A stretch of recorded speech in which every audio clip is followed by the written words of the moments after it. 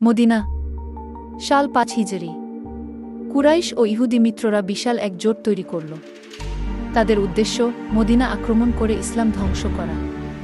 খবর পৌঁছালো নবী মুহাম্মদ সাল্লাল্লাহু আলাইহি ওয়াসাল্লাম এর কাছে। শত্রু সেনা প্রায় ১০,০০০, মুসলিমদের সংখ্যা মাত্র ৩,০০০। তখন সাহাবী সালমান আল ফারসি প্রস্তাব দিলেন শহরের চারপাশে গভীর খন্দক খোঁড়ার। মদিনায় এমন কৌশল আগে কখনো ব্যবহৃত হয়নি। মুসলিমরা দিনরাত খেটে খন্দক খুঁড়ল।